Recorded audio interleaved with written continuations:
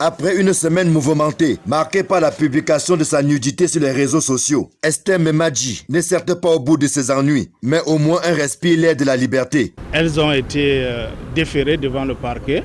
Elles ont été libérées sous caution, tel que le prévoit la loi. C'est une victoire de notre justice que nous célébrons aujourd'hui et que nous voulons rassurer la population que l'affaire est entre les mains de la justice et que justice doit être rendue et sera rendue à Mme Memadji, et même pour les cas pour lesquels elle est poursuivie. Déférées vendredi dernier, en compagnie de 3 autres jeunes dames, elles ont été toutes libérées tard dans la nuit.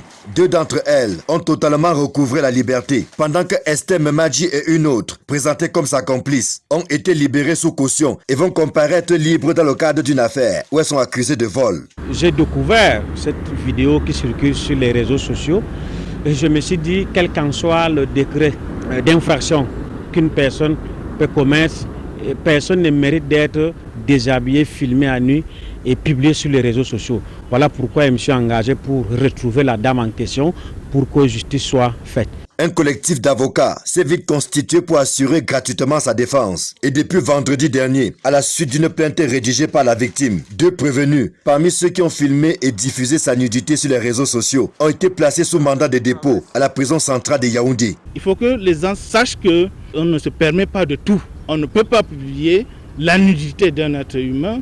On ne peut pas publier les documents officiels et autres. Nous sommes dans un état de droit. La justice sera rendue pour mademoiselle Memadji Esther.